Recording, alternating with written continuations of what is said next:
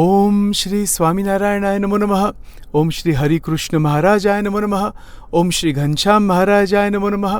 ઓમ શ્રી પરબ્રહ્મણે નમઃ. ઓમ નમો નારાયણાય. ઓમ શ્રી સ્વામિનારાયણાય નમો નમઃ. ઓમ શ્રી સદ્ગુરુભ્યો નમઃ. જય શ્રી સ્વામિનારાયણ. સ્વામિનારાયણ સ્પિરિચ્યુઆલિટી.com અને સ્વામિનારાયણ સ્પિરિચ્યુઆલિટીના જે યુટ્યુબ ચેનલ છે અને બીજા જે પોડકાસ્ટ અને બીજા જે પ્લેટફોર્મ, એની અંદર દરેકનું સ્વાગત, હાર્દિક સ્વાગત. પ્રથમ તો પરાત્પર પરબ્રહ્મ પરમેશ્વર સજાનંદ સ્વામી મહારાજ, આપણા ઈષ્ટદેવ, એમના ચરણોમાં, ભગવાન સ્વામિનારાયણના ચરણોમાં અનંત કોટી દંડવત પ્રણામ, અનંત કોટી નમસ્કાર, અનંત કોટી માનસી પૂજાથી પૂજન, અનંત કોટી પુષ્પથી પૂજન, મોગરાના પુષ્પથી પૂજન, ગુલાબના પુષ્પથી પૂજન, અર્ચન અને અભિષેક, માનસિક અભિષેક સહિત દરેક શ્રીજી મહારાજના વખતના જે મોટા મોટા 500 પરમહંસો આપણે જે માનીએ છીએ, દરેક સત્સંગી ભક્તોજન, દરેક ભગવાનના ભક્તો મહારાજના વખતમાં અને પરંપરામાં જેટલી પરંપરા આજે ચાલે છે, દરેકના ચરણોમાં અનંત કોટી પ્રણામ, દંડવત પ્રણામ સહિત જેટલા એકાંતિક સંત છે આજે પૃથ્વી ઉપર પ્રગટ છે, આપણા સંપ્રદાયમાં કે અથવા કોઈક પણ સંપ્રદાયમાં, જગતમાં મોટા મોટા સંતો, મોટા મોટા ભક્તો, મોટા મોટા મુક્તો એ બધા પ્રગટ છે જ.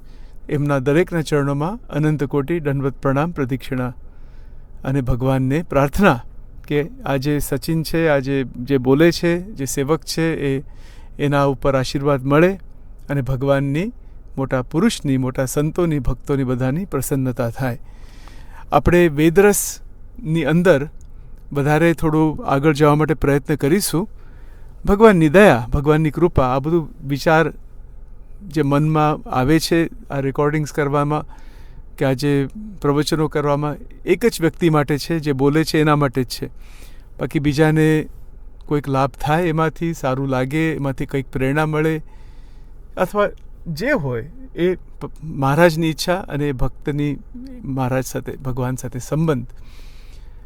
હેતુ તો એટલો જ છે કે મનન ચિંતન જગત સમક્ષ મૂકવું છે એક સેવા તરીકે. કોઈ અભિમાન નહીં, કોઈ માન જોતું નથી, કોઈ પાસેથી કશું જોતું નથી. એક મહારાજની સેવા થાય, શ્રીજી મહારાજ પ્રસન્ન થાય. એમની જે મહાદિવ્ય અલૌકિક વાણી, જેને આપણે શ્રી વેદરસ નામથી ઓળખીએ છીએ, એ જગત સમક્ષ આપણે મૂકી શકીએ.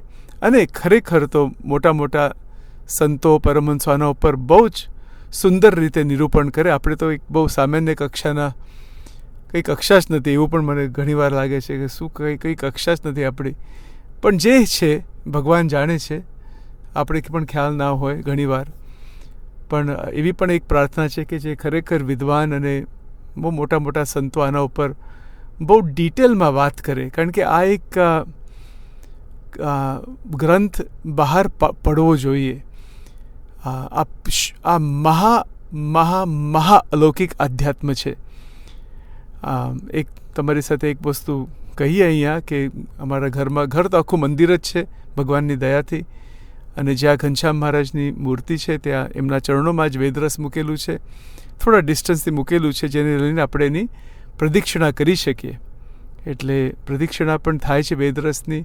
મોટા મોટા દરેક સંતોના ચરણરજ માથે ચડાવીએ છીએ. વેદરસ ગ્રંથ છે ને, એને જોવો, કેવળ એની સામું દ્રષ્ટિ કરવી ને, એ પણ ભગવાનની અસીમ દયા કૃપા વગેરે થતું નથી. પછી એને અડવું, એ પણ કેટલી બધી કૃપા કહેવાય. પછી મોટા સંતનો સમાગમ દ્વારા એને એક પણ પોઈન્ટ સમજવો, એ પરાત્પર કૃપા છે. એટલે આ વસ્તુ છે ને, આ તો કેવી રીતે આ મગજમાં આવી, એક જ એનો ઉત્તર છે, મોટા મોટા સંતોની દયા. બસ એ જ. અને એ સંતોમાં રહેનારા શ્રીજી મહારાજ, એ શ્રીજી મહારાજે એમના દ્વારા કૃપા કરીને આ મગજમાં જે મૂક્યું છે. આપણી કોઈ કક્ષા નથી કે આને અડી પણ શકીએ. ભલે આપણે વાંચી જઈએ પણ મગજમાં તો બેસે એવું જ નથી. એ તો એટલા લેવલની વાત છે કે સાક્ષાત્કારની નજીક આવી ગયેલા જે મુક્તો છે, ભક્તો છે, કે જે મુમુક્ષુ છે, actually that's the right word, મુમુક્ષ આપણે કહીએ કે જે મુક્ત થવા માટે તૈયારી જ છે એમની, અથવા જે મુક્ત થઈ પણ ગયા છે જીવન મુક્તની છે, એના માટે છે આખું. આમ તો બધા માટે છે. અને જો આપણા મનુષ્ય માત્રની અંદર આ પોઈન્ટ્સ બધા ખ્યાલ આવી જાય તો તત્કાળ મુક્ત થાય. મુક્ત થવા માટે કંઈ અઘરું નથી. આપણે લાગે છે બહુ અઘરું. એમાં તો ભગવાનનો દ્રઢ આશ્રય, ભગવાનનો સંપૂર્ણ આશ્રય હોવો જોઈએ, અને એ પ્રકારની મુક્તિ માગવી જોઈએ. કોને જોઈએ છે? બરાબર, કોને જોઈએ છે મુક્તિ? ખોળી ખોળીને ખોળિયું ખરા ખપવાળાની ખોટરે, નિષ્કુળાનંદજી કહે છે. એટલે ખપ એ જે છે ને, શ્રદ્ધા, ખપ, સમાગમ, આ અંતરથી જ્યારે જાગૃત થાય છે ત્યારે પોતે મુક્ત સ્થિતિમાં ભગવત કૃપાથી, સંત કૃપાથી જઈ શકે છે. જેને જોઈએ છે એ પ્રકારની મુક્તિ. બરાબર. એટલે આ તો બધું થોડી એક રિવ્યૂ તરીકે આપણે પહેલાં પણ અનેકવાર વાત થયેલી, થોડી ભાવના રજૂ કરીએ છીએ આવી રીતે. બાકી તો શું છે, આ તો અસંખ્ય અને અનંત કોટી શાસ્ત્રો એક એક લાઇનની અંદર છે. શાસ્ત્રો ઝાંકા પડી જાય બધા. મહારાજ અનુભવ ઉપર લઈ જવા માગે છે, પોતાની મૂર્તિનો અનુભવ કરાવો છે, બસ બીજું કશું જ નથી કરાવવું એમને. આ એક જ પોઈન્ટ છે કે મૂર્તિનો સાક્ષાત્કાર થાય. મૂર્તિ એટલે પરબ્રહ્મ, પરાત્પર, પૂર્ણ પુરુષોત્તમ, અક્ષરથી પર જે તત્વ છે એનો સાક્ષાત્કાર થાય. અને એ જ શ્રીજી મહારાજ છે. આટલી જ પોઈન્ટ છે ઉપાસનાની. બીજા ધામો છે, બીજા બધા અવતારો છે, દરેકનો આદર. કોઈને કોઈ ઉપર નીચે આ પ્રકારની વાણી આપણે કોઈ દિવસ વાપરવી નહીં, એ વાત ખોટી છે. કોઈ ઉપર નથી, નીચે નથી, એ બધા તત્વોના ભેદ છે. આપણે દરેકથી નીચે છીએ એટલું સમજવાનું. અને ખાસ હું સમજુ, આ સચિન જે બોલે છે ને એની સમજણ એ છે કે એક નાનું એક પાંદડું હોય ને એનાથી પણ આપણે નિર્માની બનવાનું છે. કારણ કે પાંદડામાં પણ પરબ્રહ્મનો વાસ છે. તો આપણે કોણ? આપણે કિસ ઝાડકી પત્તી? આપણે શું સમજીએ છીએ શું પોતાની જાતને? કે આપણી કોઈ કક્ષા નથી કે અવતારીનો ભેદ અને મોટી મોટી વસ્તુ એ સમાજની અંદર એમની એમ બધું બોલ્યા કરીએ, એમાંથી કુસેવા થાય, એમાંથી દુઃખ થાય બીજાને, અને આપણી અંદર વિચિત્ર પ્રકારનો અનુભવ, વિચિત્ર પ્રકારનો અહંકાર પણ ઊભો થઈ શકે. એટલે બહુ મોટી તાત્વિક વાત છે. કોઈ ઉપર નીચેનો પ્રશ્ન જ નથી એની અંદર. પરબ્રહ્મ એક જ છે. અને જેને જેવી નિષ્ઠા, ભક્તિ, એવી રીતે એની પ્રાપ્તિ થવાની છે. જેને જેવી ભક્તિ, સમજણ. ખાસ તો શું છે કે આ બ્રહ્માંડમાંથી નીકળી જઈએ અને ફરીથી આવીએ નહીં. વેદરસનો મૂળ સિદ્ધાંત કે એક મૂળ સિદ્ધાંત એ છે, એ ફરીથી આવશે, બહુ જ આવશે એની અંદર જેમ જેમ આપણે આગળ વધીશું.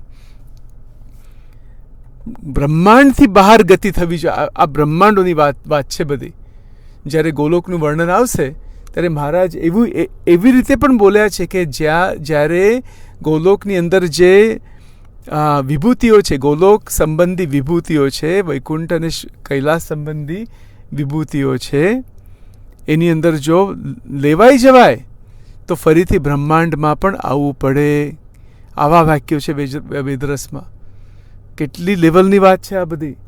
બાકી આ જન્મ મરણનું ચક્કર એક ભયાનક વસ્તુ છે. આ રોગ, ગુણાતીતાનંદ સ્વામી તો એને રોગ કહે છે. એને એના ઉપર આપણું ફોકસ હોવું જોઈએ કે આપણે આનાથી નીકળવું છે. કોઈનો અવગુણ, અભાવ તો લેવાનો જ નથી. અને મોટી મોટી તત્વજ્ઞાનની વાતો આ સમાજ સમક્ષ ફેંકવાની નથી. આવી રીતે કેટલા મતભેદ અને પ્રોબ્લેમ્સ ચાલે છે આજે ગુજરાતની અંદર પણ. આ બધા આપણા સ્વામિનારાયણ સંપ્રદાય સાથે એનું વર્ણન નથી કરતો બહુ. એનું કારણ શું છે કે એ જે અતિ ઉપરના લેવલનું તત્વજ્ઞાન એમની એમ આપણે બોલ્યા કરીએ, ફેંક્યા કરીએ, અને એમાંથી કોઈને સમજણ આવતી નથી. એમાંથી શ્રીજી મહારાજનો અભાવ, અવગુણ આવે છે. એ મોટી અસેવા છે. એટલે એવું ના કરીએ એ પણ એક પ્રાર્થના છે. કારણ કે આ વેદરસની અંદર એ પણ પોઈન્ટ વારંવાર આવે છે કે પોતાનો અવગુણ જોવો, પોતાની અંદર શું છે ખામી એ જોવાની, બીજાના ગુણ જોવાના. બધા ભગવાનના અવતારો પૂજ્ય છે.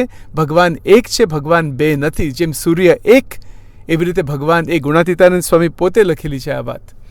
ભલે ગુણાતીતાનંદ સ્વામી, ગોપાળાનંદ સ્વામી બંને મોટા સંતોએ અવતારની વાત કરેલી છે. અને આજે આખા સંપ્રદાયમાં આનું ઘણું બધું વર્ણન છે.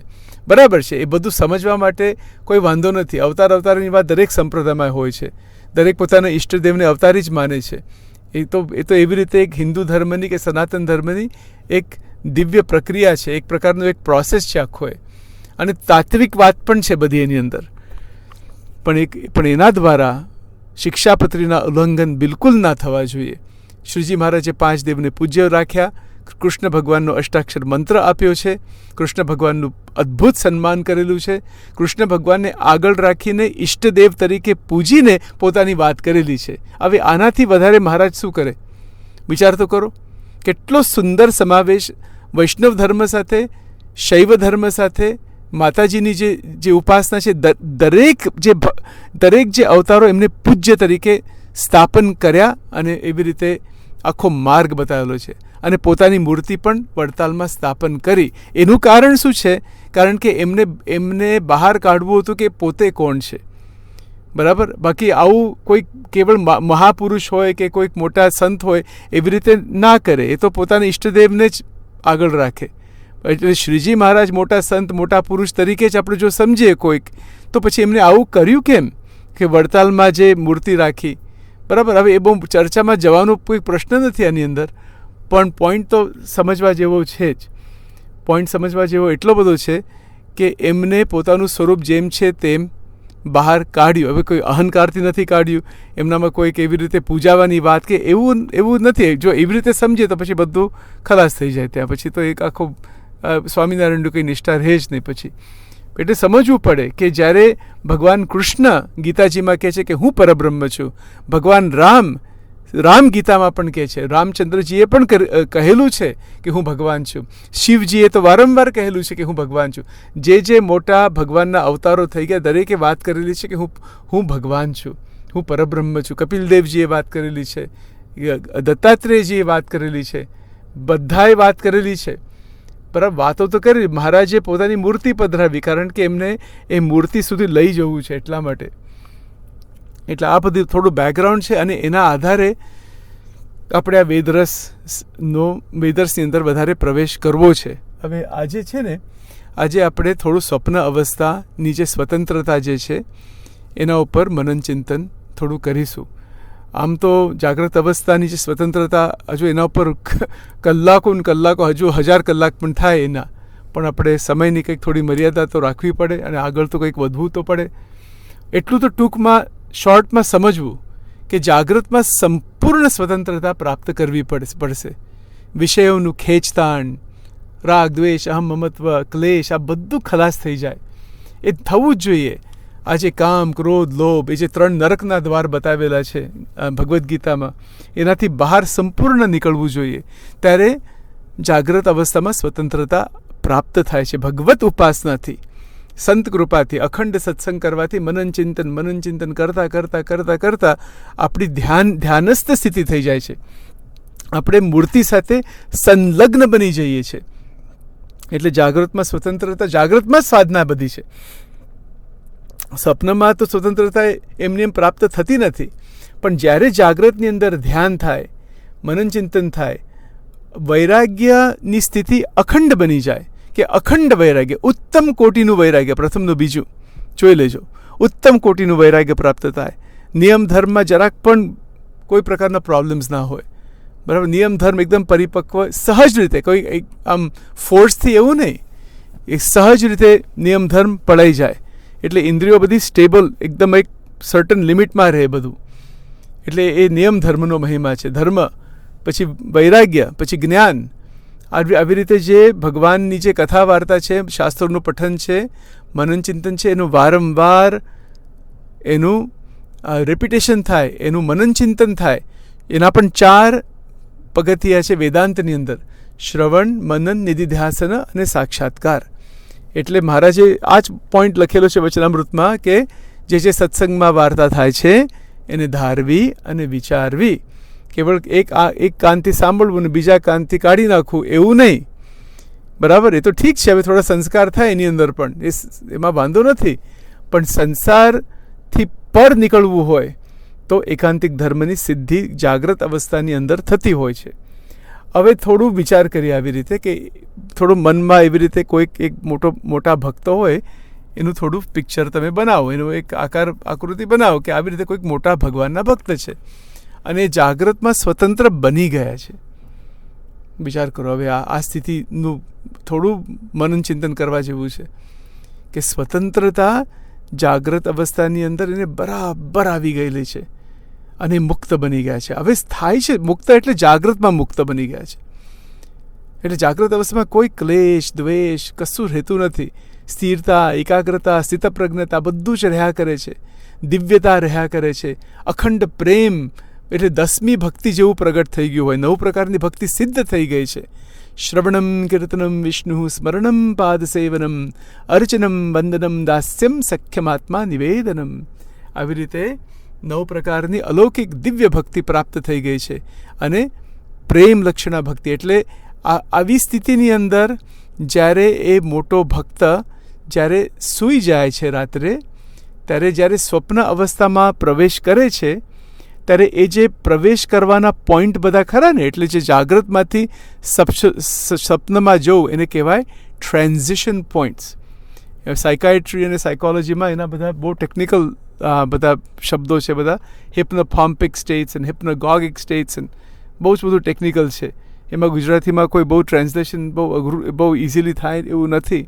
પણ એટલું આપણે કહી શકીએ કે જ્યારે જાગ્રતમાંથી જ્યારે સ્વપ્નમાં જઈએ છીએ એ ભગવાન એ મોકલે છે સ્વપ્ન અવસ્થા. આપણામાં એવી તાકાત નથી કે આપણે આપણી ઈચ્છાથી સ્વપ્નમાં જઈએ છીએ. આ એક પહેલો પોઈન્ટ એ છે વચનામૃત, વેદરસ અને બધા ગ્રંથોના આધારે કે આપણી જીવની કોઈ સ્વતંત્રતા નથી જેને લઈને કે એ પોતાની મેળે કે પોતાની ઈચ્છાથી સ્વપ્નમાં જઈ શકે.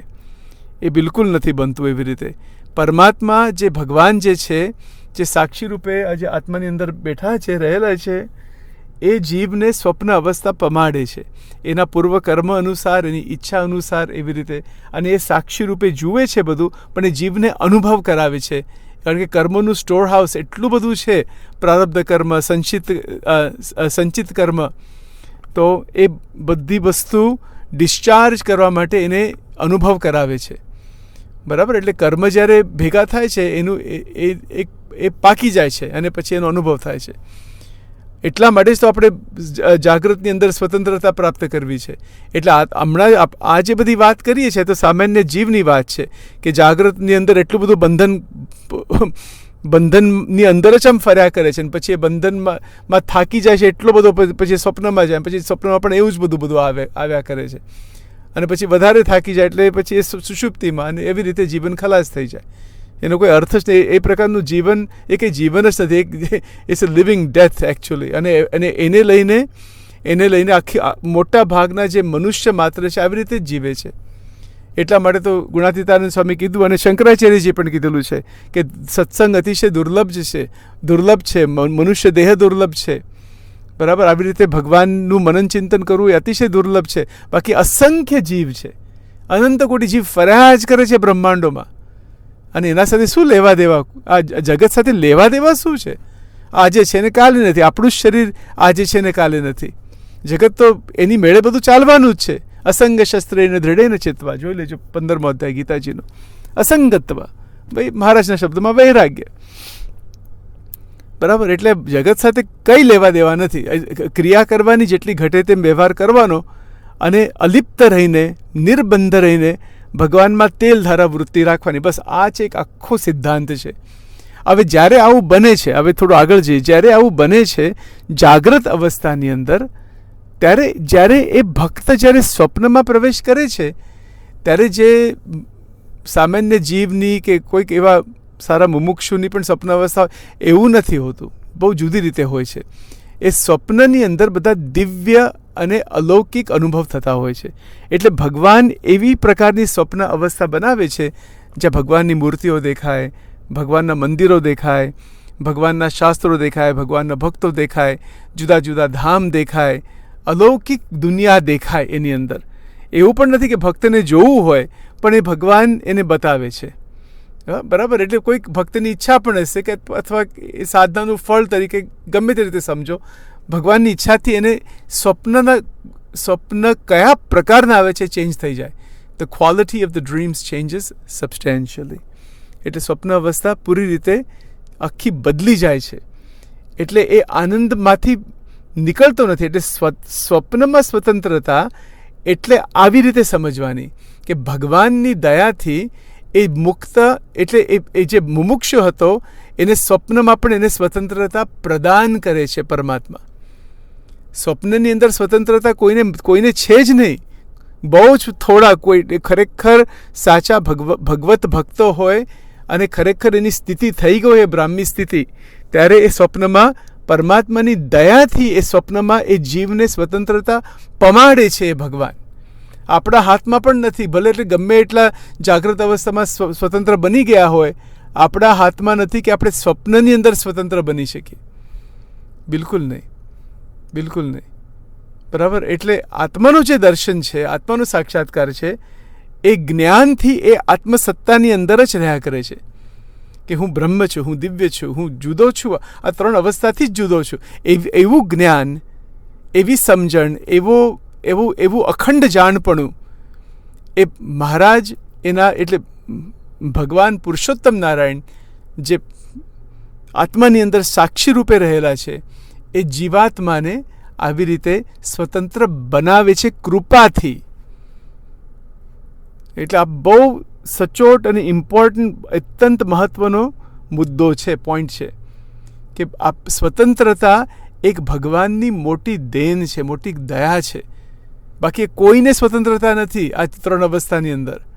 બહુ જ થોડા એવા ભક્તો હોય આજે પણ પૃથ્વી ઉપર, કે મુક્તો હોય કે મોટા સંત હોય, જેમાં પૂર્ણ સ્વતંત્રતા છે જાગ્રત, સ્વપ્ન અને સુષુપ્તિમાં.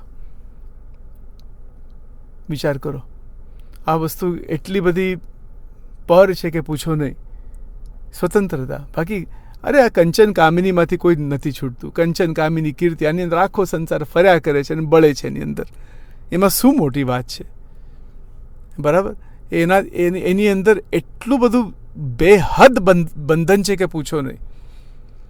અને જેને સમજાઈ ગયું છે અનુભવની અંદર કે આ બધા અનુભવ લિમિટમાં છે, થોડા જ ક્ષણિક, નાશવંત અને દુઃખરૂપ. સ્વામીની વાતો.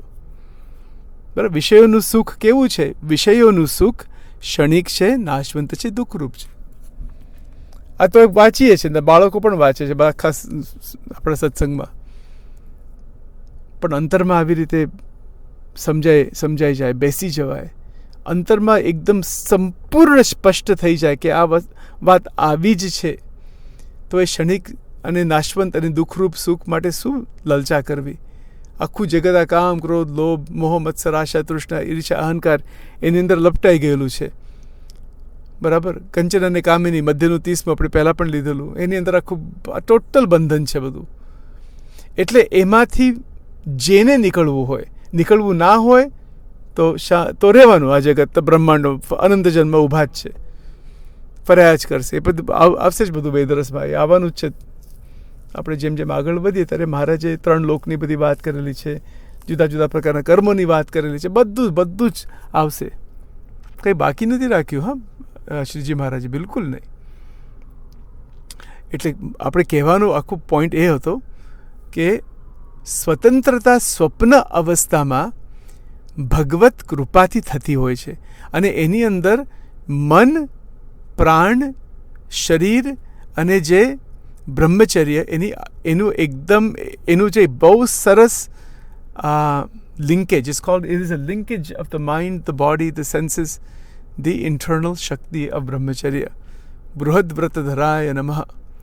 બરાબર. એટલે બ્રહ્મચર્યની શક્તિ બહુ જ મહત્વની છે.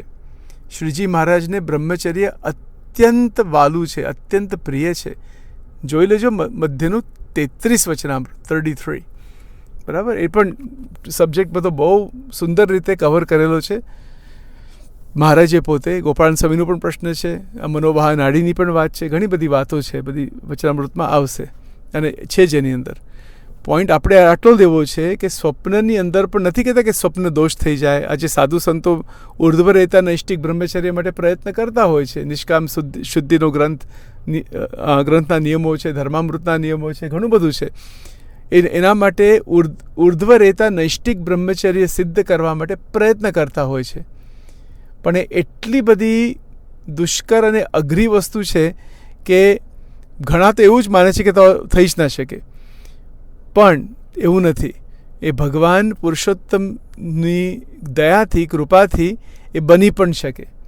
અને એ બને છે ક્યારે બને છે કે જ્યારે વિષયોનું જે રસ છે, અનેક પ્રકારના વિષયોનો રસ એને બાજુમાં મૂકી દે છે જીવાત્મા, મુમુક્ષ મૂકી દે છે. એને જ્ઞાન થઈ ગયું છે કે આ રસ જે છે આ સાચો રસ નથી, સાચો રસ તો ભગવાનનો છે, આ તો બધું દુઃખરૂપ છે, આની અંદર બધી શક્તિનો નાશ છે, આની અંદર મુમુક્ષતાનો નાશ છે, આની અંદર બુદ્ધિનો નાશ છે. બુદ્ધિનાશાત પ્રણશ્યતિ.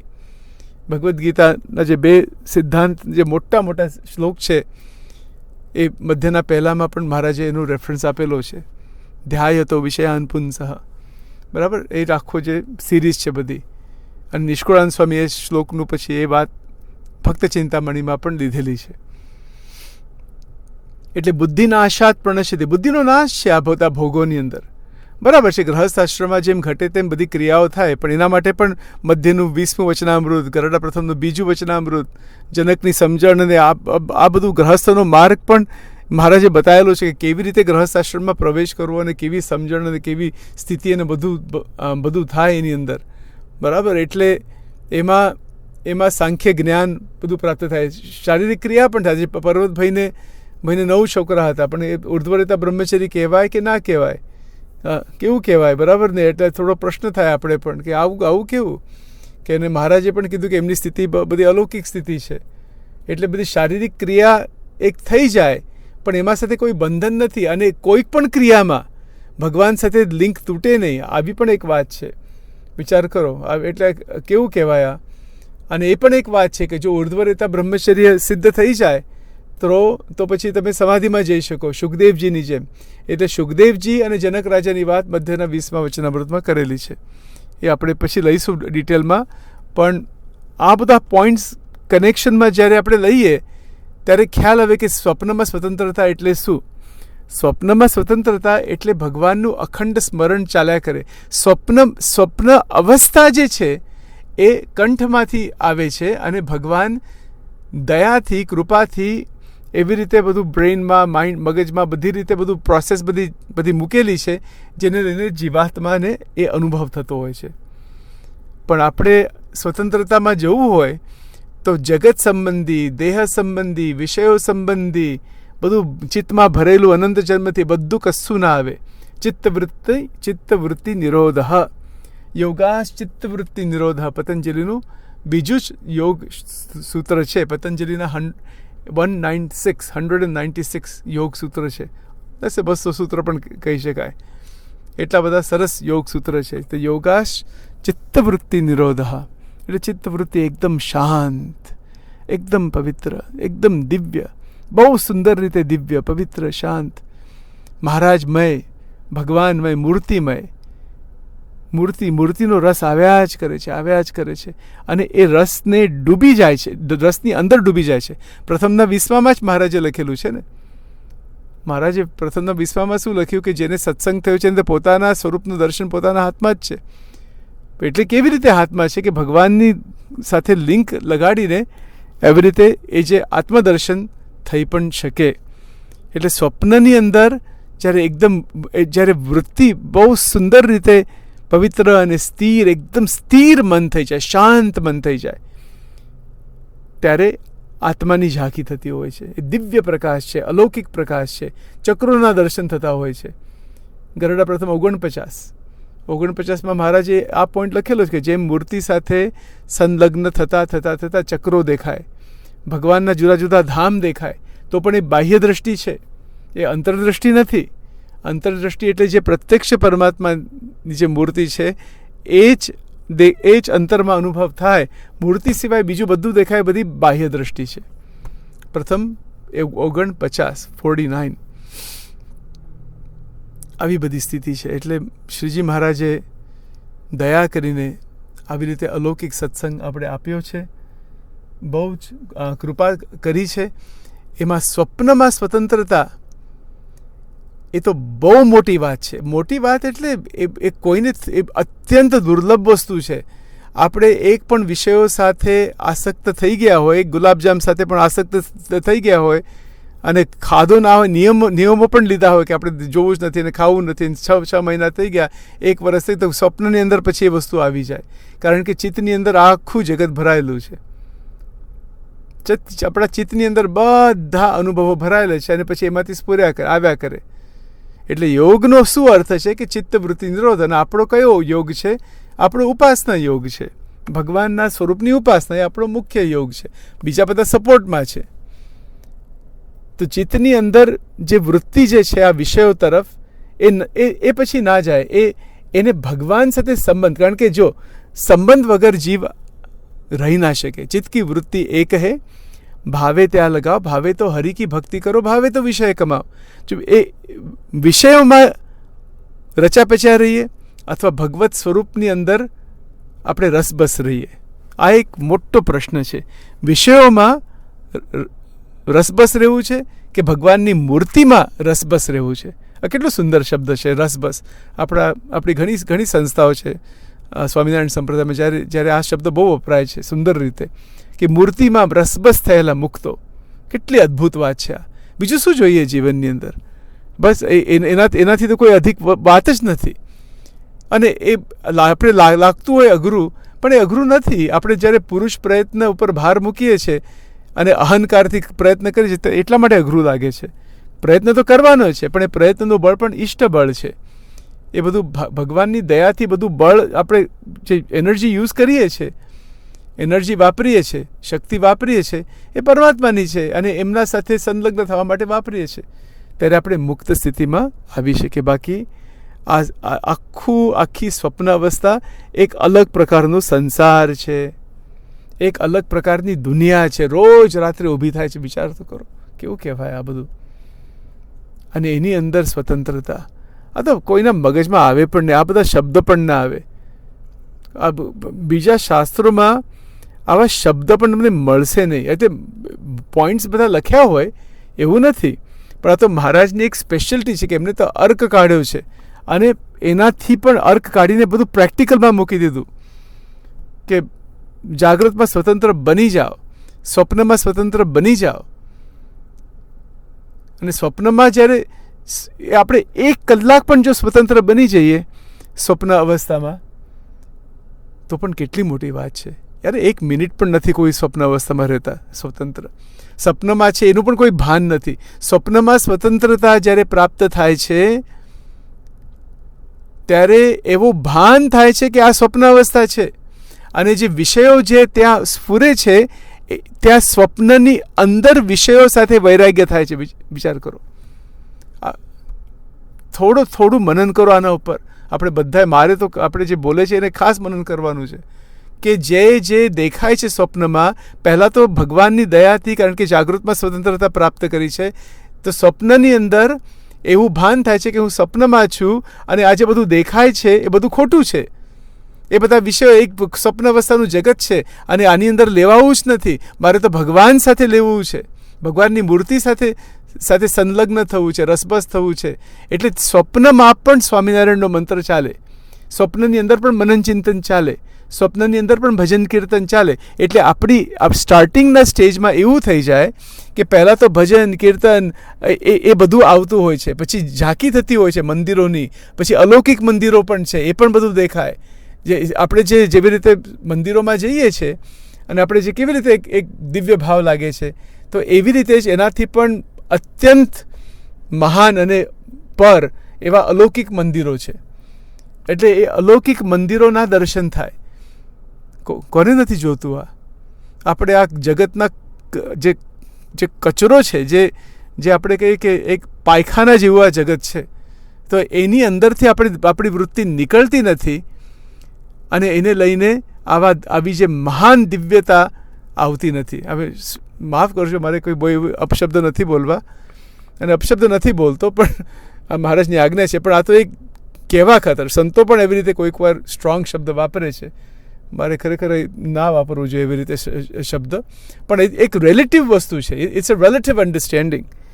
જગતમાં ઈશાવાસ્ય મિદમ સર્વમ, બધે ઠેકાણે પ્રભુ છે, બસ આપણે એ જ જોવાનું છે.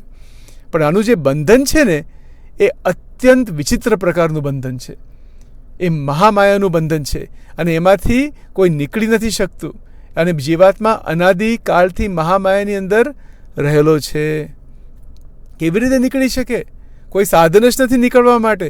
એ તો ભગવાન પોતે આવે, પોતાનું સ્વરૂપ ઓળખાવે, ભક્ત એ જે મુમુક્ષુ હોય એને ઓળખે, એની શરણાગતિ લે અને પછી એના સાથે અખંડ સંબંધ જોડે, પછી એમાંથી આ બધા સ્ટેજીસ આવે છે અને એમાંથી એ જ મુક્ત સ્થિતિમાં આવી જાય, જેને આપણે જીવન મુક્ત, શ્રીજી મહારાજે જીવન મુક્ત શબ્દ વાપર્યો છે. કેટલી સુંદર વાત છે આ. સુંદર એટલે સૌંદર્યનો પાર નથી. આ જગતમાંથી વૈરાગ્ય થઈ જાય. સુખે દુઃખે સમય કૃત્વા, આખી ભગવદ્ ગીતા આવી ગઈ. હા, આજે ત્રણ જે પોઈન્ટ છે કે જાગ્રતમાં સ્વતંત્રતા, સ્વપ્ન અને સુષુપ્તિમાં બધું વેદાંતના શાસ્ત્રો આવી ગયા. બધા શાસ્ત્રો આવી ગયા આની અંદર. એક પણ શાસ્ત્ર બાકી નથી રાખ્યું આની અંદર.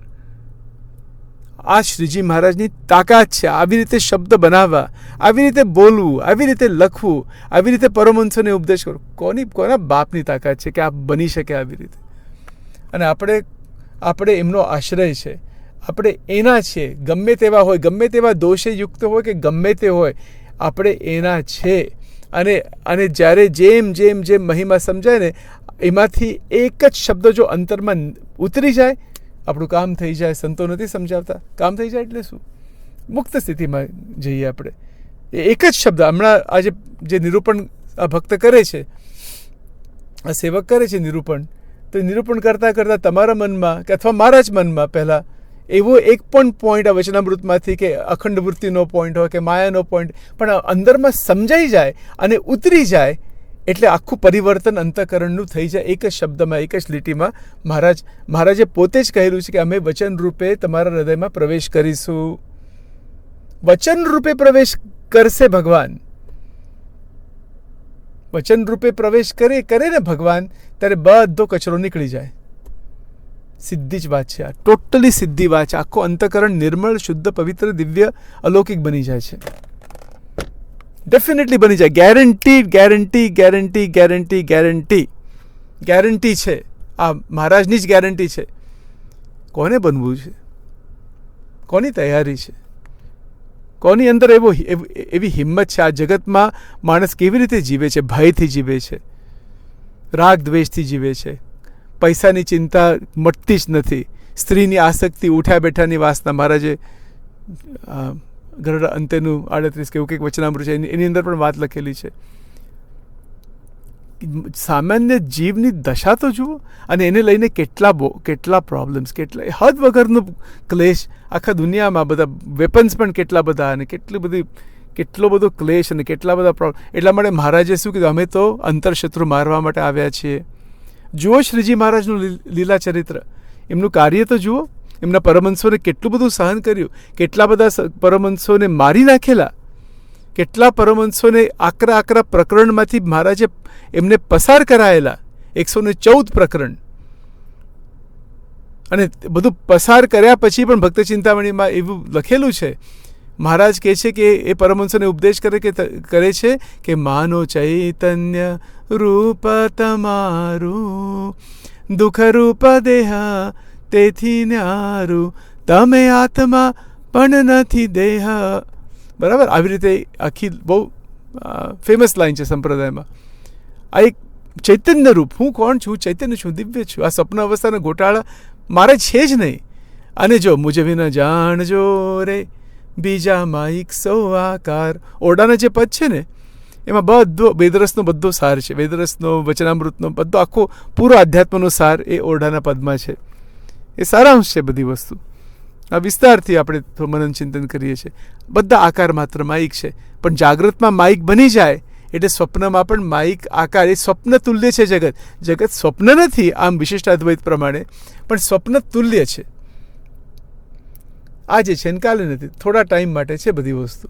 છીએ થોડા દિવસના મહેમાન, જીવન થોડું રહ્યું, કંઈક આત્માનું કરી લો કલ્યાણ, જીવન થોડું રહ્યું. જીવન કેટલું છે, કેટલા વર્ષનું છે, અને પછી એમ અને ફરીથી જન્મ મરણ. પુનરપી જનનમ પુનરપી મરણમ પુનરપી જનની જઠરે શયનમ ઇહ સંસારે બહુ દુસ્તારે કૃપયા પારે પાહી મોરારી ભજ ગોવિંદમ ભજ ગોવિંદમ ભજ ગોવિંદમ મૂઢ મતે. ભજ ગોવિંદમ સ્તોત્ર આપણા મહાન સંત આદિજગતગુરુ શંકરાચાર્યજી એમને 36 શ્લોક લખેલા છે. 36 ભજ ગોવિંદમ સ્તોત્ર. એનું પણ નિરૂપણ બહુ જ સુંદર રીતે મળે છે, યુટ્યુબમાં પણ મળે છે, ભણવા જેવા છે. અને શ્રીજી મહારાજ એમના પણ રેફરન્સ આપેલા છે વચનામૃતમાં. એટલે પુનરપી જનનમ પુનરપી મરણમ, જન્મ મરણનું ચક્કર સાચું છે એવી રીતે અંતરમાં દ્રઢતા થવી જોઈએ. એક સંપૂર્ણ સાચું છે એ, અને એ ખોટું નથી. આપણા ઋષિ મુનિઓથી લઈને મહારાજ સુધી અને પછી પણ બધા જે સંતો થઈ ગયા છે દરેકના પ્રમાણ છે. આપતા વાક્ય જેને કહેવાય, અનુભવમાંથી જોઈને. મહારાજ પોતે કહે છે અમે અનુભવથી જ બધું જોઈએ છે, અનુભવે કરીને સિદ્ધ કરેલી વાત છે. આ બધી એમને એમ વાતો નથી થતી. મહારાજે પોતાના અનુભવમાંથી જ વાત કરેલી છે. શાસ્ત્રોનો આધાર લીધો, શાસ્ત્રોનું એનું કનેક્શન બધું લીધું છે. જે લેવાનું હોય એ બધું લીધું છે સનાતન ધર્મના આધારે. એવું કોઈક અજ્ઞાની જીવ કહેતા હોય કે સનાતન ધર્મ અને સ્વામિનારાયણ સંપ્રદાય જુદા છે, એના જેવું તો કોઈ મોટું અજ્ઞાન નથી, મૂર્ખતા છે એ આખી વાત. શ્રીજી મહારાજે સંપૂર્ણ સનાતન ધર્મનો જે અર્ક જે છે આ સંપ્રદાયમાં મૂક્યો છે. અને સનાતન ધર્મના બધા દેવ દેવીઓનો બધો સન્માન રાખીને એને પૂજ્ય રાખીને બધી વાત કરેલી છે. બરાબર? એટલે આ બધા ઘોટાળા આપણા મગજમાંથી નીકળવા જોઈએ. ને તો જાગૃતમાં સ્વતંત્રતા ના આવે, સ્વપ્નમાં આવે નહીં, સુષુપ્તિ પણ આવે નહીં, અને અંદર ભેદભાવ, મારું તારું, ખેંચ તાણ, આ બધું નીકળશે જ નથી. આ બધા સંસ્થાઓના ભેદ, જુદા જુદા માર્ગોના ભેદ. માર્ગ અનંત હોય, માર્ગ જુદા જુદા હોય, એમાં વાંધો નથી. પણ અંતઃકરણની અંદર ઊંચ નીચપણું, કે અમે વધારે શ્રેષ્ઠ છે બીજાથી, આ પોઈન્ટ્સ આવવાના છે વેદરસમાં. આ વાત જ ખોટી છે, વાત જ સંપૂર્ણ ખોટી છે. અને પછી જે સ્વામિનારાયણ વેદાંત આપણે કહીએ, બરાબર, એમાં તો દ્રષ્ટિ જ ના પહોંચે, ક્યારેય ના પહોંચી શકીએ. જ્યારે પોતાને બીજાથી જુદા માનીએ છીએ ત્યારે વિધેયી મુક્તપણું નથી આવતું. એ બધી આગળની વાત છે, થોડું આગળ જાઉં છું ત્યાં. પણ સ્વપ્નમાં સ્વતંત્રતા આપણો લક્ષ્ય હોવો જોઈએ કે હું કોણ છું, હું દિવ્ય ચૈતન્ય છું. શરીર તો એના ઠેકાણે છે, શરીર એકદમ તંદુરસ્ત સરસ રહેવું જોઈએ, બેલેન્સમાં એકદમ. આપણે શું કહીએ કે શરીર, body has to be very balanced and very healthy. એને નિયમો દ્વારા બધા જ અનુભવ બેલેન્સમાં રહે. અનુભવ તો થાય, જીવન પંચ ઇન્દ્રિયો દ્વારા અનુભવ થાય, બસ એને એ અનુભવને કનેક્શન ભગવાનમાં કરવાના છે.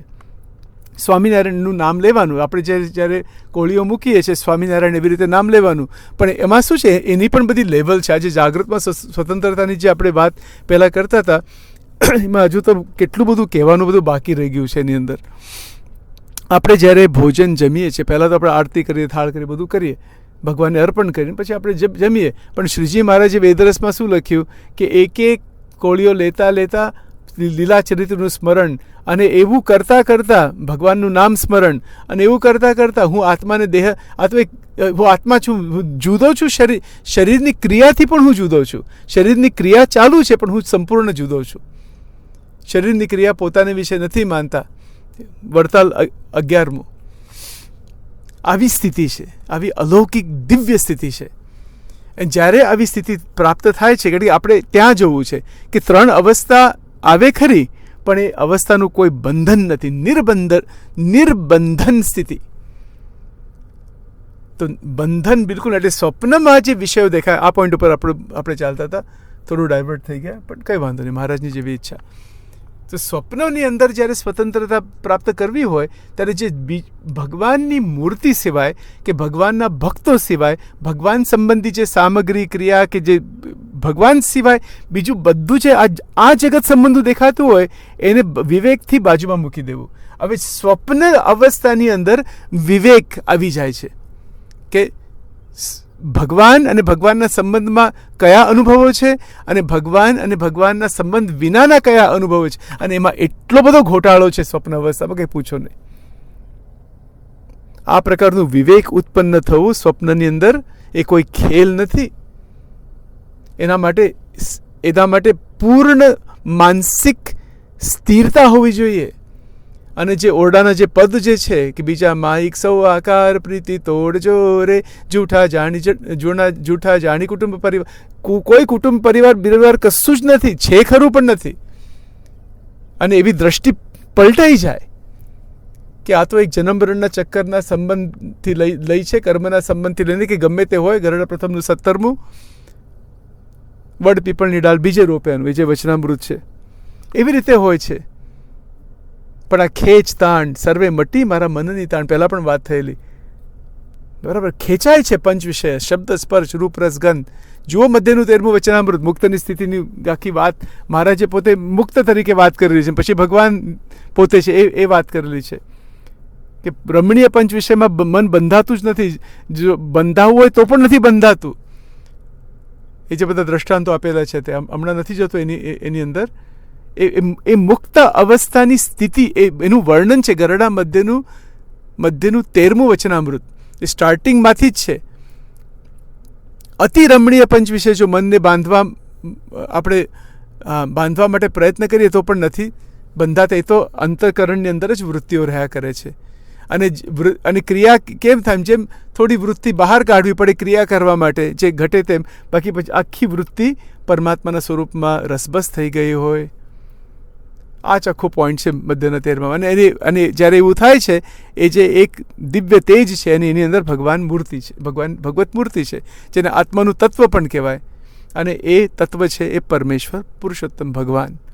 આ મધ્યનું 13મું સાર છે. અને મહારાજે એ પણ કહ્યું કે જે તેજની અંદર જે મૂર્તિ છે, તેજની વિશે જે મૂર્તિ છે, એ જ આ પ્રત્યક્ષ શ્રીજી મહારાજ છે, પ્રત્યક્ષ મહારાજ છે. એ પ્રત્યક્ષ રીતે જે દેખાય, આપણી જે જાગ્રત અવસ્થાની અંદર જે દેખાય છે એ પ્રત્યક્ષ ભગવાન છે, જે ધામની અંદર છે, જે આપણા અંતરમાં છે, જે અણુમાં છે, જે જળ ચિદમાં છે, એ જ તત્વ આ સજાનંદ સ્વામી મહારાજ રૂપે પ્રગટ થયેલું. આ તો એક નામ આપેલું રામાનંદ સ્વામીએ.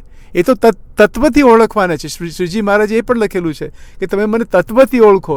આ લોકની દ્રષ્ટિના શું કહેવાય કે આ લોકના દ્રષ્ટિથી નહીં જોવાના ભગવાનને. એટલા માટે મધ્યના 13માં જ કે ગઢુરું શેર કશું દેખાતું નથી. આપણે અનિર્દેશથી બોલીએ છીએ. જો આ વેદરસની અંદર સ્ટાર્ટિંગમાં જ અનિર્દેશની વાત છે. આપણે પહેલાં પણ વાત થયેલી સ્ટાર્ટિંગના જે રેકોર્ડિંગ્સમાં. મહારાજે કોઈ સંસ્થાનું નામ નથી લીધું, આ જગતનું નામ નથી લીધું, કોઈ કશું જ. આ તો કોઈ આ જે માઇક આકારોનું નામ નથી. પૂર્ણ આત્મા અને પરમાત્મા, બ્રહ્મ અને પરબ્રહ્મની જ વાત છે આખી. એટલે માઇન્ડમાંથી ઉડી જાય. આ જગત રહે ખરું એક વ્યવહારિક સત્યમ, જે આપણે જે વેદાંતમાં 3 લેવલ છે કે પારમાર્થિક સત્યમ એટલે આપણા માટે પુરુષોત્તમ ભગવાનની મૂર્તિ. પ્રાતિભાષિક સત્યમ એટલે જે મહામાયા, એના બધા રિફ્લેક્શન છે બધાએ, એને પ્રાતિભાષિક સત્યમ કે એનું બહુ ડિટેલમાં નથી જતો હમણાં. અને પછી વ્યવહારિક સત્યમ, જે વ્યવહાર જે કરવો પડે જાગ્રત અવસ્થાની અંદર આપણું શરીર ટકાવવા માટે, જેને ઘણી સંસ્થાઓમાં અવરભાવ કહેવામાં આવે છે. અવરભાવ અને પરભાવ, આ બંને શબ્દ બહુ મસ્ત શબ્દ છે. મને તો બહુ, એટલે આ સેવકને બહુ ટચ થઈ ગયા ઘણા વર્ષો પૂર્વે. એ કેટલી અદ્ભુત વાત છે આ. બરાબર, એટલે અવરભાવ એટલે અહીંયાનો ભાવ, આ જે જગતનો ભાવ. પણ જ્યાં સુધી અહીંયા જે જગતમાં જે રહેવાનું નિર્બંધ રીતે આપણે ના રહી શકીએ ત્યાં સુધી સ્વપ્નમાં સ્વતંત્રતા નથી આવતી. એટલે નિર્બંધ રહેવાનું, એટલા માટે તો શિક્ષાપત્રીના નિયમ છે. શિક્ષાપત્રીના બધા જે નિયમો છે એમાંથી એનો આખો હેતુ જે છે કે આપણે જાગૃતની અંદર નિર્બંધ રહી શકીએ, ક્રિયા કરી શકીએ, જગતના જીવો સાથે રહી શકીએ, એમનું હિત ઈચ્છે. સર્વજીવે હિતાવહ, એમનું બધાનું કલ્યાણ થાય એ પ્રકારની ભાવનાથી. રાગ દ્વેષ અહમ મમત્વ આ તો નહીં જ હોવા જોઈએ કોઈ સાથે. દરેકની અંદર પરમાત્મા છે. યોમામ પશ્યતિ સર્વત્ર સર્વમ ચ મહી પશ્યતિ, એ ભાવ રાખીને જ્યાં જુએ ત્યાં રામજી બીજું ના ભાસરે, એ ભાવ રાખીને આ જે ક્રિયાઓ કરવાની છે. અને એ ભાવ રાખતા જગતમાંથી સંપૂર્ણ નિર્બંધ બની જઈએ. આજે છે જગત, કાલે નથી. હમ ગયે જગત ગયા. વિચાર કરો કેવું કહેવાય. આને કહેવાય સ્વતંત્રતા. અને જ્યારે એ સ્વતંત્રતા સ્વપ્નમાં જ્યારે આવે છે, સ્વપ્નમાં ક્યારે આવે? પહેલાં તો આ વિવેક જે ભગવાનથી વિમુખ એટલે વિચિત્ર બધા અનુભવો, એ ખરેખર વિમુખનો એ શબ્દ છે. અને બીજો શબ્દ છે સન્મુખ, એટલે ભગવત સન્મુખ વૃત્તિ આપણે રાખવાની. અને ભગવત વિમુખ જે વૃત્તિ છે એને છોડી દેવાની. આ અંતઃકરણમાંથી આ જે સ્ત્રી સંબંધી રસ, સ્ત્રીને પુરુષ સંબંધી રસ, છોકરા છોકરી આપણે જે સગા સંબંધીમાં આસક્તિ, આ એટલા ઊંડાણથી ભરાયેલી છે કે પૂછો નહીં. દેશવાસ્તાનું પણ વચનામૃત છે. બરાબર, એટલે આ બહુ આમ બેસી ગયેલી વસ્તુ છે. કારણ શરીરની અંદર. તો એને તોડવા માટે સ્વપ્ન અવસ્થાની અંદર વિવેક ઊભો થાય છે. સ્વપ્ન અવસ્થાની અંદર ભગવાનની દયાથી મહાશક્તિ જે ભગવત શક્તિ છે એ એક પ્રકારની સ્પેશિયલ શક્તિ છે જેને લઈને આપણા બુદ્ધિમાં આ પ્રકારનો પ્રકાશ પડે છે કે સ્વપ્નની અંદર પણ હું સ્વતંત્ર છું, હું દિવ્ય છું, હું બ્રહ્મ છું, હું આત્મા છું. અને સ્વપ્નમાં જે અનુભવો થતા હોય એ ભગવાનની મરજીથી, કૃપાથી, એમને પ્રાર્થના કરવાથી, એમની શરણાગતિ લેવાથી, એમની કૃપા દ્રષ્ટિથી એ વિવેક પોતે ઊભા કરે છે મનમાં અને એનું સેપરેશન કરી નાખે છે. કે જેને આત્મા અનાત્માનો જે વિવેકની જે વાત લખેલી છે સારંગપુરના જે વચનામૃતો છે એમાં વાત આવે છે બધી. તો આત્મા અનાત્માનો વિવેક જાગ્રતમાં તો થાય જ, અને થઈ ગયો હોય તો પછી સ્વપ્નમાં થાય. અને જ્યારે એ થાય છે, હવે થોડું આગળ જઈએ, જ્યારે એ સ્વપ્ન અવસ્થામાં ભગવાન સંબંધી જ વૃત્તિઓ રહ્યા કરે ત્યારે મન, પ્રાણ, ઇન્દ્રિયો બધું સ્થિર રહ્યા કરે અને બ્રહ્મચર્ય એની મેળે જ સિદ્ધ થઈ જાય. કેવું કહેવાય! આ કેટલી અદ્ભુત વાત છે. બાકી ખેંચતાણ એટલી બધી છે વિષયોની કે રમણીય આકાર બધા જે ભોગવ્યા હોય કે અનુભવ કર્યા હોય એ બધા સ્ફૂરી આવે. એ નથી મુક્તાનંદ સ્વામીનો પ્રસંગ, એમને બ્રહ્મચર્ય પાળવું હતું અને પછી એક પાણીયારી આવીને પછી એને પૂછ્યું, એટલે એક સંત પાસે ગયેલા મુક્તાનંદ સ્વામી જ્યારે 16 વર્ષના હતા એવું કંઈક હતું. આવો આખો પ્રસંગ છે. અને એમને બ્રહ્મચર્ય પાળવું હતું. પછી એક સંત પાસે ગયા તો એક સંતે કીધું કે સ્વામિનારાયણના સંત નહીં પણ કોઈ પરોક્ષના સંત હશે, એમણે કીધું કે કેટલા 40 વર્ષ 50 વર્ષ પૂર્વે એક પાણીયારી આવેલી અને એને એક લટકું કરેલું, અને એ લટકું કર્યું એનો જે આકાર છે મગજમાંથી નીકળતો જ નથી. હવે કેવું કહેવાય! એટલા માટે શ્રીજી મહારાજે મૂર્તિ ઉપર ધ્યાન રાખવાની વાત કરેલી છે. મૂર્તિ ઉપર સંલગ્ન થાવ, મૂર્તિ સત્ય છે, બરાબર. બીજા જે આકાર માત્ર એની અંદર વંટોળાની જેમ આખો જીવ ફર્યા કરે છે અને ચિત્તમાં વાસનાઓ બધી બેસી જાય છે. તો એને તોડવા માટે, એને કાઢવા માટે પહેલાં જાગ્રતમાં સ્વતંત્રતા અને પછી શાંતિથી બહુ સુંદર રીતે ભગવતમય વાતાવરણમાં રહીને, એટલે આપણું ઘર મંદિર બની જાય. આપણે જ્યાં જઈએ છીએ ત્યાં મંદિરની જ ભાવના રાખવાની. મહારાજે પણ આ પોઈન્ટ લખેલો છે કે આપણે જે અનુભવ કરીએ છીએ ભગવાન સિવાય બીજું કશું દ્રષ્ટિમાં ના આવવું જોઈએ. મહારાજે કીધું કે મારો ભાવ દરેકમાં રાખજો, દરેક ઠેકાણે રાખજો. ત્યારે આ પ્રકારની સ્વતંત્રતા પ્રાપ્ત થાય છે, ખેંચતાણ રહેતી નથી. અરે એક આ ફિલ્મ સોંગ આપણે સાંભળીએ, આ તો કેવી વિચિત્ર વસ્તુ છે આ વાસનાઓ, બરાબર. 15 દિવસ સત્સંગ કર્યો હોય સંતો સાથે મંદિરોમાં, ઘરમાં, અને એક જ આ હિન્દી ફિલ્મ સોંગ કોઈક રાજ કપૂરનું કે બીજા કોઈકનું આમ સાંભળી અને પૂર્વે જે એના વિશે વાસનાઓ હશે તો બીજરૂપ વાસના હજુ પડી છે એ બધી ઉગી જાય અને બધો 15 દિવસનો સત્સંગ નાશ કરી નાખે.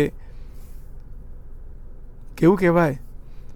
ચિત્ત વિભ્રાંત થઈ જાય છે, કામે કરીને, ક્રોધે કરીને, લોભે કરીને, આ બધા પૂર્વે જે અનુભવ થઈ ગયા એને લઈને. એટલા માટે ગુણાતીતાનંદ સ્વામી કીધું કે સાંખ્ય વિચાર કરવા શીખો, સાંખ્ય વગર અડધો સત્સંગ છે. એ સાંખ્ય વિચાર જાગૃતમાં જ કરવાનો છે.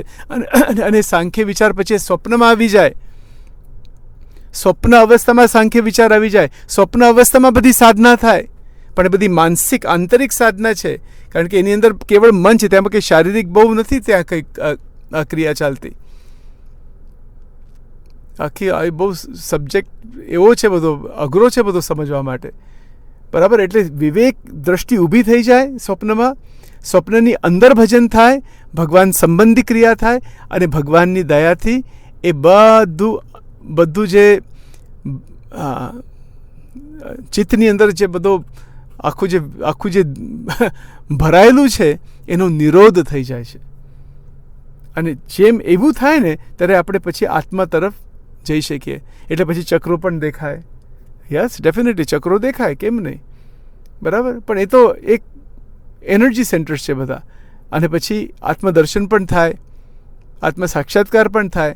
પણ આપણો ધ્યેય છે ભગવાનનો સાક્ષાત્કાર. એટલે ભગવાનને પ્રાર્થના કરવાની કે હે પ્રભુ, આ તમે બતાવો છો આ સ્વપ્નની અંદર, કે સ્વપ્ન એક સ્થિરતાની અંદર આ બધું આપણે ઘણી બધી વસ્તુ જોઈ શકીએ છીએ, ઘણીવાર સિદ્ધિઓ પ્રાપ્ત થાય, એ પણ આખું આવે છે વેદરસમાં, સિદ્ધિ પ્રકરણ. એક જાત જાતનું બધું આવે છે એની અંદર. એ બધું બાજુમાં મૂકી દેવાનું અને ભગવાન નારાયણમાં જ પ્રીતિ રાખવાની. બરાબર, ભગવાન પાસેથી કશું જ ના માગવું ભગવાન સિવાય, ભગવાનની મૂર્તિ જ માગવી. ભગવાન અને બીજું એમને જે આપવું હોય એ બધું આપશે, જે કરવાનું હોય જગતમાં. આવી બધી વાત છે. સ્વપ્ન અવસ્થામાં સ્વતંત્રતા કેટલી અલૌકિક વાત છે. અને મહારાજ એક દ્રષ્ટાંત તરીકે મૂકે છે આ બધા પોઈન્ટ્સ, કે દ્રષ્ટા કે સ્વપ્નમાં સ્વતંત્રતા પ્રાપ્ત થઈ ગઈ હોય પછી સુષુપ્તિમાં શ્વાસ પ્રાપ્ત થાય, અને એવા કોઈક જીવન મુક્ત હોય એ પછી એને જો જીવનના કાર્યક્રમમાં, જીવનના કાર્યમાં જો સંકલ્પ થાય, કામ, ક્રોધ, લોભ, મોહ, મત્સર, ગમે તે જગત સંબંધી સંકલ્પ થાય, એ તત્કાળ શમાવી દે છે. એ સંકલ્પ ભેળા ભળતા નથી. દરેક પ્રવચનોમાં આપણે પોઈન્ટ બોલીએ છીએ, એ જ એનું મુક્તપણું છે. એ મુક્તપણું જાતું જ નથી. એ જીવન મુક્તના દ્રષ્ટાંતે કહીએ છીએ કે એ જીવન મુક્ત કેવી રીતે સ્વતંત્ર રહ્યા કરે છે. સ્વતંત્રતા છોડતા જ નથી પોતાની, ગમે તે થાય. ગોપાલ સ્વામીની વાતમાં એવી એક વાત છે કે આખું બ્રહ્માંડ તૂટી જાય ને તો પણ એવી એક સમજણ છે કે અંતરમાં જરાક પણ હલનચલન ના થાય. આવી એક વાત છે ગોપાલ સ્વામીની. આ સ્થિતિની વાત છે અને પ્રાપ્ત થઈ શકે. ક્રિયાઓ બધી જ કરવાની, સંસારમાં જે કરવાનું છે વ્યવસ્થિત રીતે કરવાનું. બરાબર, આપણે જોબ કરતા હોય, ધંધો કરતા હોય, જે કંઈ બધું કરવાનું છે બધું કરતાં સાથે એક બધી ક્રિયાઓમાં નિર્બંધ રહીને, ગૌણ થઈને, અને આપણે ભગવાનની દયાથી જે 8 જે વસ્તુ જે છે, દેશ, કાળ, ક્રિયા, સંગ, મંત્ર, શાસ્ત્ર, દીક્ષા, ધ્યાન, આ જે 8 જે પોઈન્ટ જે છે એ 8 પોઈન્ટ એટલા બધા સચોટ રીતે બધા શુભ બની જાય અને એની અંદર પછી આ સ્વતંત્રતા પ્રાપ્ત થાય છે. એટલે આપણી ફરજ છે કે આ જે 8 જે છે એ શુભ બનવા જ. હવે એ પણ આખો લાંબો વિષય છે કે દેશ, કાળ, ક્રિયા, સંગ, મંત્ર, શાસ્ત્ર, દીક્ષા, ધ્યાન, આ જે 8 પોઈન્ટ છે ને, તમે એટલીસ્ટ મારા અભ્યાસમાં કે આ સેવકના અભ્યાસમાં આવું કોઈ શાસ્ત્રમાં લખ્યું નથી. આવું કોઈ સચોટ રીતે આ 8 પોઈન્ટ નથી લખ્યા. કેટલી અમેઝિંગ પોઈન્ટ છે, આ અમેઝિંગ વસ્તુ છે, કેટલી સુંદર વાત છે કે એને શુભ બનાવી દો. એ અશુભમાંથી શુભમાં ફેરવી નાખો. દેશ, કાળ, ક્રિયા, સંગ, મંત્ર, શાસ્ત્ર, દીક્ષા, ધ્યાન. આપણો મંત્ર તો શુદ્ધ જ છે, દિવ્ય છે. બરાબર, દીક્ષા પણ લીધી હોય એટલે શિક્ષાપત્રીનું પાલન કંઠથી બધું કરીએ, નિયમો ધારણ કર્યા હોય. દેશ, કાળ, ક્રિયા, સંગ પણ બધો વ્યવસ્થિત. એટલે 8 વસ્તુ શુભ બનાવી નાખવાની. અને શુભમાંથી ભગવાનની સ્મૃતિ આપણે રાખી શકીએ. દરેકનો બહુ સુંદર રીતે આપણે આ સંગ કેવી રીતે કે સત્યનો સંગ થાય. કુસંગનો તો સંગ કરવાનો છે, એ તો બધું ગયું. એ તો બધું નાની વસ્તુ છે બધી, એ તો ક્યારે જ ગયું. બરાબર, એ તો બાકી આ વેદરસનો તો ટચ જ કરાય નહીં જ્યાં સુધી એ બધું ચાલતું હોય. એટલે એનો તો પ્રશ્ન જ નથી. એટલે એમાંથી બહાર નીકળી ગયા અને આવી રીતે પછી હવે સ્વતંત્રતા પ્રાપ્ત કરવા માટે પ્રયત્ન જે કરતા હોય, અને ભગવાનની દયા, ભગવાનની કૃપા અને અલૌકિક સ્વપ્ન અવસ્થા એક એવી એક સ્થિતિ બની જાય, પછી એક દિવ્ય સ્થિતિ બની જાય. એક દિવ્ય એટલે રોજ આપણે સ્વપ્નમાં જવા માટે પછી આપણે એક આતુર બની જઈએ કે આપણે સ્વપ્નમાં ભગવાન સાથે મેળાપ થવાનો છે. જેવી રીતે જાગૃતમાં મેળાપ છે એવી રીતે સ્વપ્નમાં પણ મેળાપ થશે. અને બધું દિવ્ય હોય છે. બધું એ આખી દુનિયા જ આખી એક નવી દિવ્ય દુનિયા બનાવે, દિવ્ય અનુભવો બનાવે છે ભગવાન.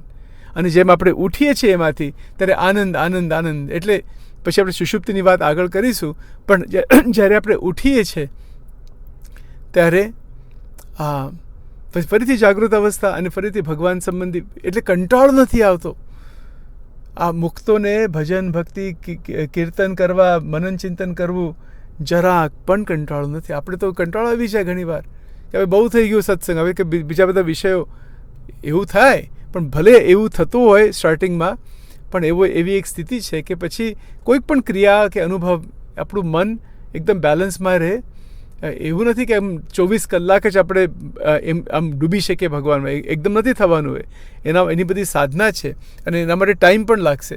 પણ જેમ ખેંચતાણ મટી જાય એની મેળે જ ભગવાનની અંદર વૃત્તિ રહ્યા કરશે. આપણે ફોર્સથી રાખવા માટે એનો કોઈ આપણે શું કહીએ કે ફોર્સથી રાખવા માટે એવું રહેતું નથી. એની મેળે જ રહ્યા કરે છે. જે સાચો ભક્તો હોય એની જ મેળે જ રહ્યા કરે છે. બાકી આ અંતઃકરણ, ઇન્દ્રિયો અંતઃકરણનો પણ કુસંગ છે. ઇન્દ્રિયો અંતઃકરણ કુસંગી છે, ગુણાતીતાનંદ સ્વામી લખ્યું. એટલે એને સત્સંગી બનાવવાના, તો પણ એ સત્સંગી બની જાય તો પણ એનો ગુણ ના લેવો, એ બધી વસ્તુ બહુ લખેલી છે. બરાબર. એટલે આપણે અહીંયા થોડું હોલ્ટ લઈશું. લગભગ 1 કલાક થઈ ગયા. આ તો બહુ બધી વાતો સ્વતંત્રતાની છે સ્વપ્નમાં. હજુ તો સ્ટાર્ટિંગમાં આપણે લીધું છે. આજે ઘણા બધા રેકોર્ડિંગ્સ થશે આના ઉપર, પછી વચનામૃતના પણ બધા રેફરન્સીસ લેવાના છે. આ તો આમ જ થોડું નીકળ્યા હતા થોડું બહાર, એટલે થોડું પાર્કમાં અહીંયા ભગવાનના સાનિધ્યમાં બહુ શાંત વાતાવરણ છે. તો અહીંયા આવી રીતે આવીને થોડું નેચરમાં આપણે જે સૃષ્ટિ જે છે ભગવાને બનાવેલી, ત્યાં એક બહુ સુંદર ઝાડ છે. ઘણા બધા છોકરાઓ અહીંયા રમે છે. આવું બધું ચાલે છે બધું. અને ભગવાન બધે જ છે એવો ભાવ રાખીને મહારાજના ચરણોમાં આ જે મનન ચિંતન આ સમયે હમણાં જે કર્યું છે એ શ્રીજી મહારાજ અને બધા સંતો, બધા મહાન ભક્તોના ચરણોમાં સમર્પિત કરીએ છીએ. દરેકના આશીર્વાદ માગીએ છીએ અને બળ બુદ્ધિ શક્તિ ભગવાન આપે, જેને લઈને વેદરસનું નિરૂપણ સુંદર રીતે થાય, એનો અનુભવ થાય. આપણે તો અને બધાથી નથી કહેતા દાસના દાસ થઈને રહો સત્સંગમાં, ભક્તિ ભલી માનીશ રાચીશ તેના રંગમાં. એવી રીતે રંગ, દાસત્વનો રંગ, આત્મીયતાનો રંગ, ભગવાન સર્વત્ર છે એવો રંગ, ભગવાનની મૂર્તિનો રંગ, મૂર્તિ સાથે સંલગ્ન રસબસ બની જવું. બસ આ સુંદર શબ્દ છે, એકદમ અતિ સુંદર શબ્દ. બીજું શું જોઈએ? સંતોનો સમાગમ કરીને મૂર્તિ સાથે રસબસ ભાવમાં જ રહેવાનું, એનાથી નીકળવાનું જ નહીં. એટલે આપણે સ્વતંત્ર બની શકીએ. સહજાનંદ સ્વામી મહારાજ કી જય, સ્વામિનારાયણ ભગવાનની જય, બધા અવતારો કી જય, સદગુરુદેવ કી જય.